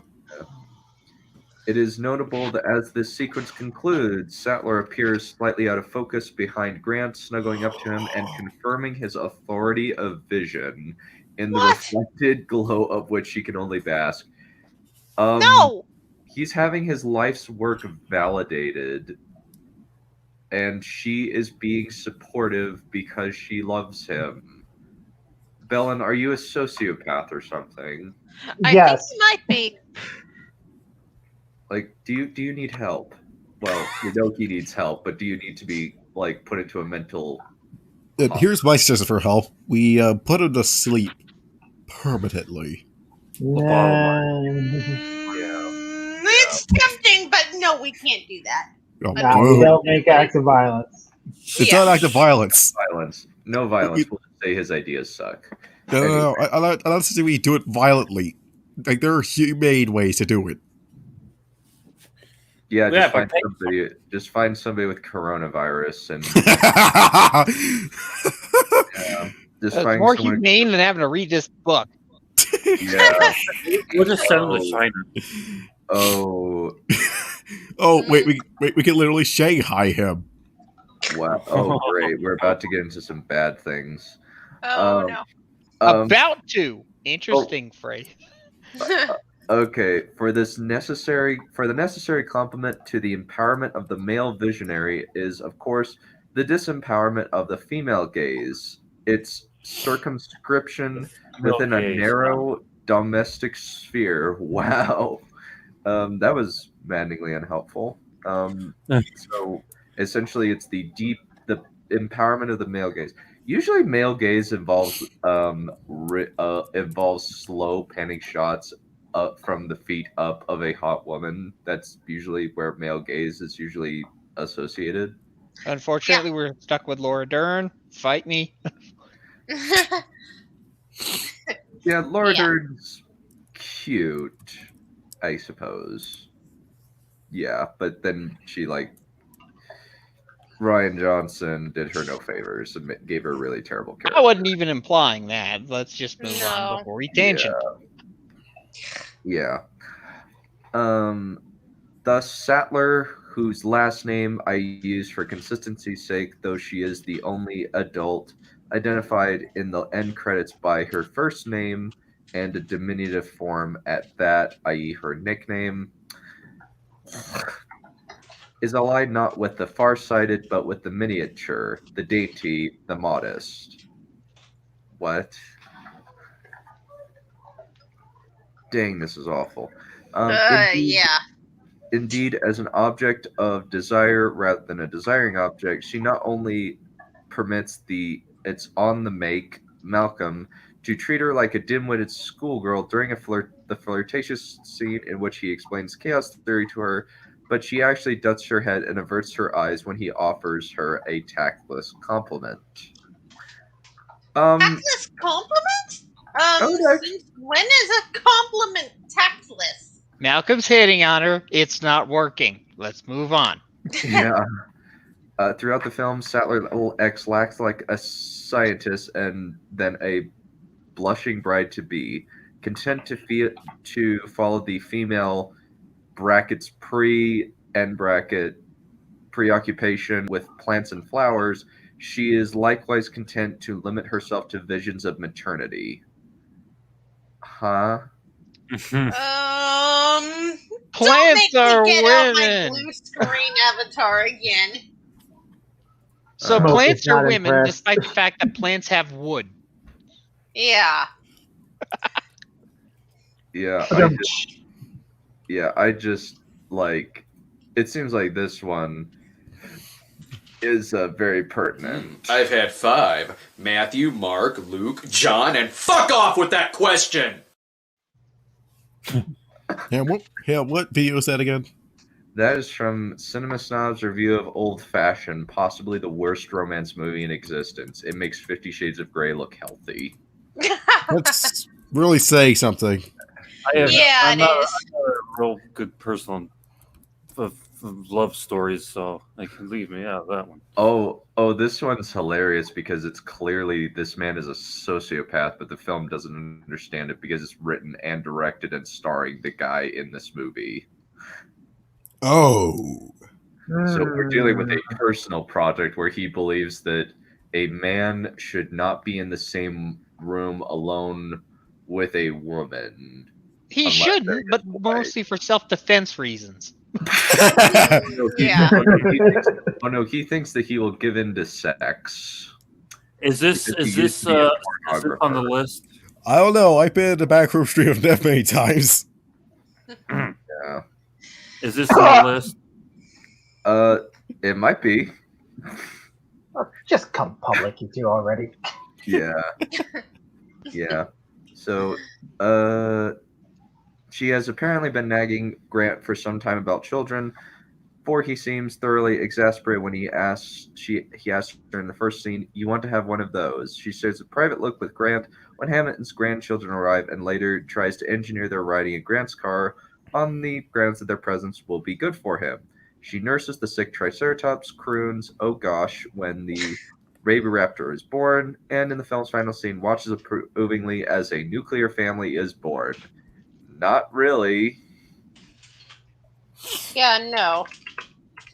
Yeah, isn't Grant like really skeptical about velociraptors in this movie? It's like the scene where I remember a televised version of Jurassic Park airing, and when it was finally revealed that there were velociraptors coming out of the eggs, it cut to commercial with a shocked look on his face.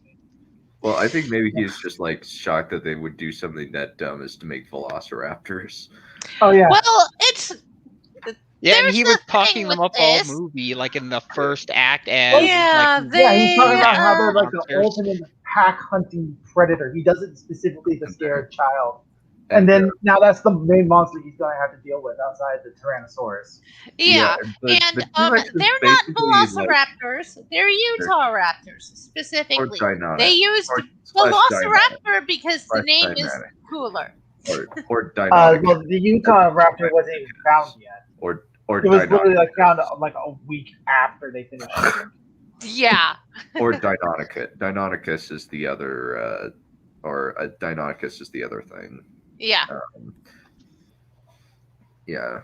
Oh man, imagine if they were actually accurate velociraptors and Bellin would be saying, "The children are accosted by cocks." Well, he would make it. Be wrong because they are chicken size. They basically just yeah, they made it up, and then a week later, a raptor that size was actually found. Yeah. Let me see. That the film created the romance between Grant and Sadler to begin with is instructive. In the novel, they are colleagues, nothing more. That having created the romance, the film grants Grant considerable autonomy of vision, but pens Sattler within the bonds of matrimony and maternity, reveals much about Jurassic Park's commitment to family values orthodoxy. It's committed to being cool and making money. Yeah, it's just... No, that is not correct. That's a great one. Yeah, rule of cool here. Also, okay, I'm trying to find something like this. I'm trying to find something like that. Give me a few. And kind of the thing about it is, like, it's just because it's relatable that they are colleagues and they are dating, and it's not shoved down your face. It's not shoved into your face. It's relatively subtle, which is actually kind of refreshing. Like, usually it's like meet, fight, get together, teenage angst BS. Yeah. Yeah, they're adults. Adults don't act like teenagers. Yeah, they're adults that have been dating for a while, and they're just kind of thinking about settling down. He's not, at least she's thinking about settling down with him, which means she really likes him. So let's just keep going. Along these lines, it is more important to note that the dichotomy of vision between Grant and Sattler cannot be dismissed as merely individual or idiosyncratic, for the film provides another pair who match them precisely in this gender division. The children, Lex and Tim. On the one hand, sicko! Oh God! What? He's going after the kids. No. The children. Okay. On Quick, drop kick the kids. He's sexualizing the kids now. No, great. it's actually dumber. Okay. Oh no. Don't make You can handle dumb, not creepy. Let's keep it dumb, not creepy. On the one hand, Tim's desire to see is not only presented as a natural outgrowth of his maleness, but is encouraged and rewarded. What? He wants to see the dinosaur because he's a boy. He wants to see the dinosaurs because he's a boy and he's obsessed with them, and that's what boys can be obsessed with. Strictly speaking, he's an audience surrogate. Yeah. Oh my God! No, he's conflating it because the dinosaurs are all women. Therefore, he wants to see women. He gets to look at women.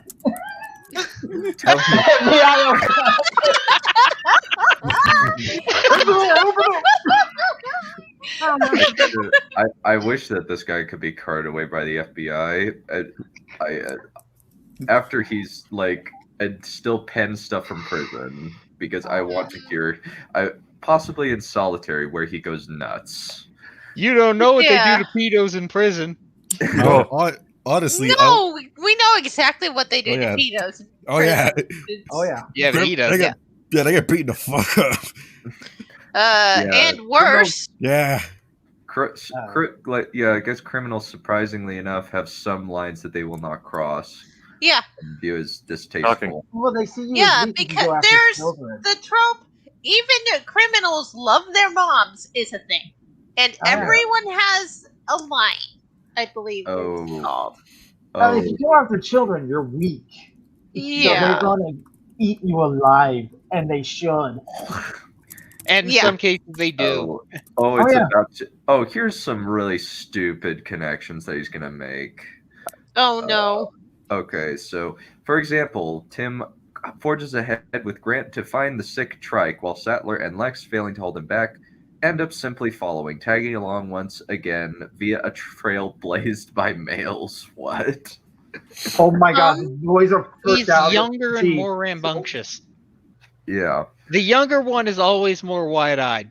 You can't even get out of the car first. They're under sexist. Oh my God. Similarly, when Grant and the children encounter the Gallimimus herd, it is Tim whom Grant signals to come forward and identifies the animals. That's because he's a dinosaur nerd. Yeah. He is. He's a nerd. He's a huge nerd. Lex doesn't want to be there. Lex is a computer nerd. Oh, man. Tim thus becomes a stand-in for the audience who can now name the dinosaurs as well, and an Adam-like figure who has been granted leave by the father to name the beasts of the field. No!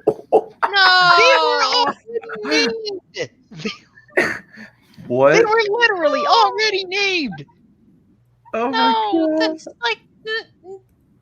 No! What, Graham? So he's an idiot. Yeah. We have Grant- 15 more minutes for this Yeah. shit. Grant was asking if he could identify what the dinosaurs were, and he could. Yeah, and Lex wouldn't let... Okay, Lex meanwhile stands to the side, nervously asking whether the dinosaurs are plant eaters or meat eaters. Because she's a computer nerd. She isn't into dinosaurs, you idiot. Yeah. She doesn't recognize stuff. Yeah. Because that's not what she likes to do. Moments later, when the roving Tyrannosaurus snatches one of the herd, the scene repeats, while Lex pleads, go now, Tim lingers, marveling, look at all that blood. Again, audience surrogate. Yes. Yeah. Yeah, the biblical Adam. No, He's the drinking Evangelion Adam. Yes, of course, the biblical Adam. kicks while in anger. Hearthstone. Yeah, she prefers. Yeah, she Kills prefers to be called a hacker. But you know what happens? Yeah. She gets into the computer system later, and she manages to turn the security systems back on, which saves everyone's asses. And also, like, look at all the blood as a natural boy reaction. Yeah, and I probably would have been staring at the blood for a good minute before going, oh, crap, I need to get out of here. Yeah. On the few occasions in which Lex does express a desire to look, she suffers punishment or at least indignity for doing so. For instance, just before the Tyrannosaurus attack, when she asks, where's the goat? She's answered by a bloody leg flung at the roof of the Jeep. Likewise, the one time she marshals the courage to approach a dinosaur, her reward is the animal sneezing all over her, which makes her look, in both senses of the phrase, ridiculous. Oh, thank God. Oh, he could have done something way stupider. Oh, Okay, thank God. What the hell did he do now? He's he's talking about saying the that- scene where she gets blasted with snot, and I was going, oh God, oh God, oh God, oh God. He's not going there. He's not going there. Please, God, no. And he didn't.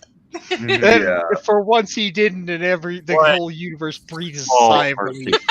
Yeah, let's keep going. For women, moreover, the only alternative to looking ridiculous is looking monstrous. If not Lex, then Rex. What? If not Lex, then Rex. In a film in which family values discourse is translated into the terms of visual difference, the female dinosaurs are not merely spectacles, objects of voyeuristic male pleasure, but spectators for whom men are objects of visual and gustatory desire. Wow. Yeah, they went where I thought they would. It's like they're saying the daughter likes the granddaughter likes the grandson. Ew. Well, I think that's related to the dinosaurs wanting to eat people. But it's weird that he says the dinosaurs are objects of voyeuristic male pleasure. They're objects of everybody's pleasure. That's the whole point of the park. You're not going to build a park for half the species. You're going to build it for everybody. Mm-hmm. Yeah, because even computer hackers like Lex are gonna be in awe of the dinosaurs. Yeah. We build zoos for animals that aren't extinct, and people still marvel at those. Yeah. Yeah, let's keep going. When the woman looks, Linda Williams hypothesizes in that the rare instance in which cinema permits the woman's look, she not only sees a monster, she sees a monster that offers a distorted reflection of her own image. But basically she said like when it's presenting a mirror to women saying they're monstrous. That's just strange. You're insane. Yes, he is.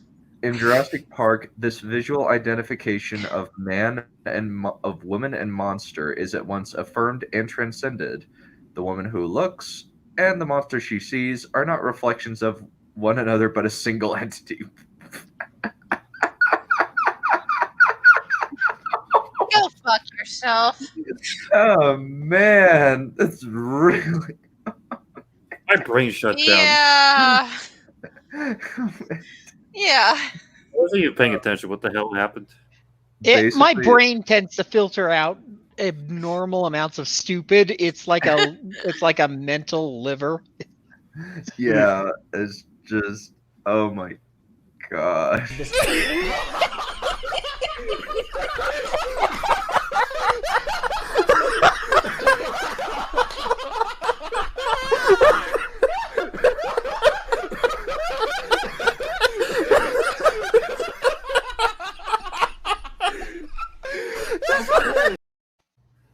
Oh my god. I need to watch that again. Yeah. Okay.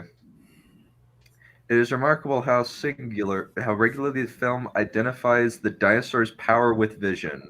If their appearance, their size, speed, and ferocity are simply on display, an automatic source of wonder, their ability to see forms a recurring, explicitly stated theme. The dinosaurs can see, therefore theme. They weren't all born blind. What the I understand what it says, but how did it make you feel? Yeah, it's just from the start, Grant invokes the power of dinosaur vision to frighten an obnoxious child with his raptor story.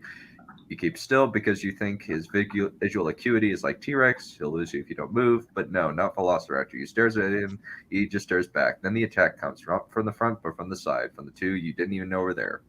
And from that point on, the film distills the dinosaur threat to teeth and eyes if they can see you. Even if you think you can see them, they can get you.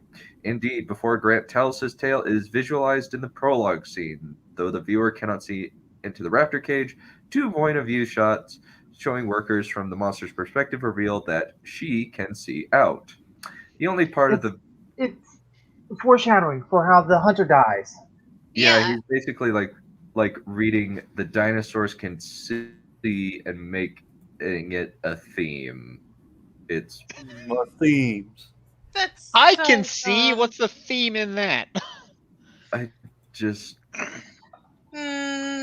Yeah. Usually it's when people can't see that it's a theme. Yeah.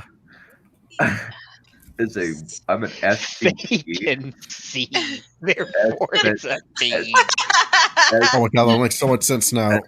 What is an SPC? I am SCP, SCP. Secure, Contain, Protect. Protect. It's like this long-standing creepypasta tradition where people write these Lovecraftian bread boxes and whatnot. There's only one that you have to stare at, otherwise it'll move. Yeah. Weeping the only part of the dinosaur's anatomy that the audience sees at this point, notably, is her reptilian eye, lit by sparks from the weapons the workers vainly use against her. Each dinosaur staged by the film involves a man losing the battle of vision, the Dilophosaurus having disarmed Nedry by playing peekaboo around the trunk of the tree around him, next blinds him by spitting poison to his eyes, while the Velociraptor's decoy Muldoon, who is busy lining up a kill when the second raptor blinds him. This sense of dinosaur vision as paralyzing bedazzling may also explain the otherwise incongruous shot that follows Muldoon's death, a close-up of a raptor's eye with a serpent sliding past it, suggested perhaps of the serpent being that similarly bewitched, bothered, and bewildered the first parent. What? You're bringing the Bible into this again? Wow. The fuck? This is so awful. I hate this book. This is so insane. This is like, I think this is probably one of the worst books I've ever read. I would honestly rather read Beastly or Twilight than this book. That is one of the stupidest biblical allegories I've ever heard. And you know I've referenced Evangelion already. Yeah. Likewise, the sequence in the kitchen in which Lex and Tim evade the raptors, a sequence that begins predictably with a shot of a raptor eye pressed against the circular window and the entrance door, identifies power with vision. It is Lex's accidental discovery that the raptor will hunt her reflection in the metal cabinet that provides the children breathing room to escape. It is during the dinosaur attack, however, that the monstrous woman's power, Tyrannosaur attack, that the monstrous woman's power of vision is most emphasized. Suitably, the biggest, deadliest of dinosaurs is the most visually oriented. The sequence begins with Tim testing the infrared goggles, but quickly shifts from the meager viewfinder authority this technology provides him to the overwhelming vision commanded by the Queen of Dinosaurs. Before tearing down the fence... King of Dinosaurs! Well, it's Queen in this case. It does not matter if the dinosaur is a female or a male. It's King of Dinosaurs. Oh yeah, the Tyrannosaurus Regina nonsense. Fuck. Yes. Before tearing down the fence, the dinosaur turns to look directly at the car and, given the amorous position, at the audience.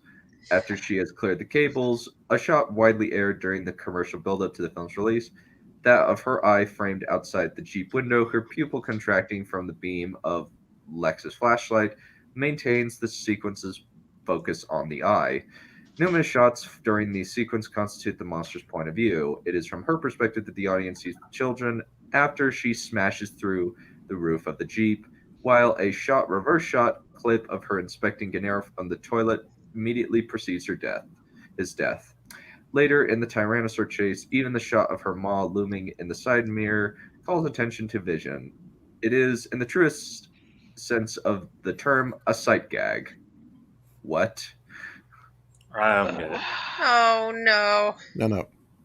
The animals have to see their targets in order to eat them, and the point of the targets not being able to see the predator is so the predator doesn't have to expend as much energy.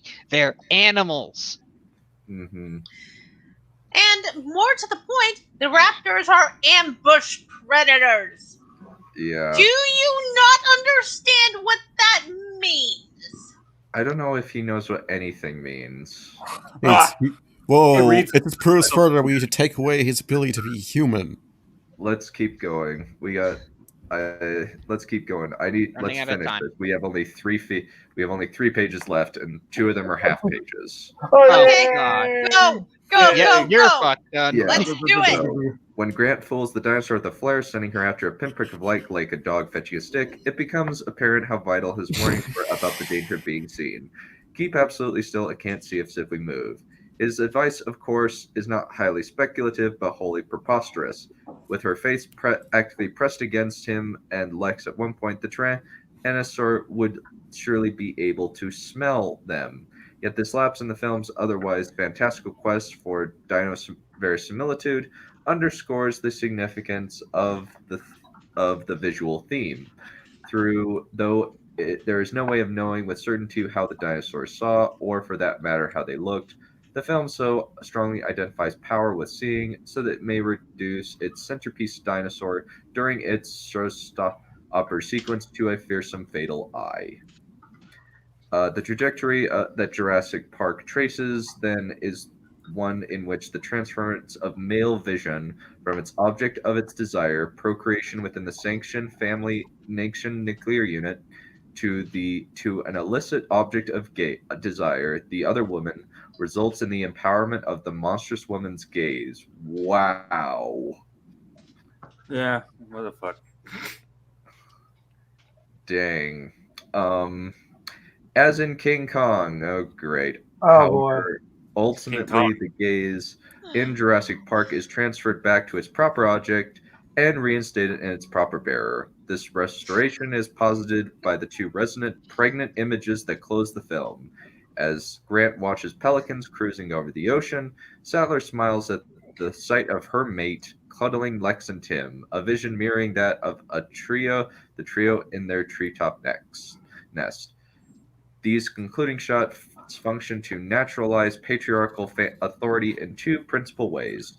On the one hand, as Cynthia Freeland notes, the pelicans silhouetted against the water bear a striking resemblance to pterodactyls, and accordingly their presence affirms the heroic male scientist's creative vision and theoretical achievement in hypothesizing correctly that the bird-like nature of dinosaurs. On the other hand, the juxtaposition of these National Geographic images with the tableau of a newly born nuclear family strongly identifies patriarchy with natural processes. No, that's just an coincidence. Sometimes a cigar is just a cigar.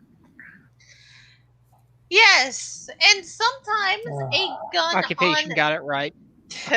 Yeah. And sometimes a gun on the mantelpiece is just a gun on the mantelpiece. Sometimes this middle finger I'm showing you, Bellin, is just a middle finger. Yeah. Oh my god.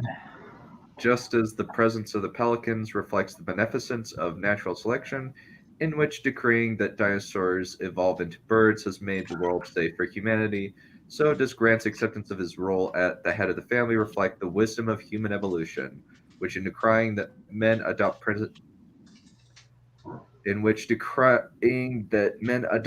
positions of authority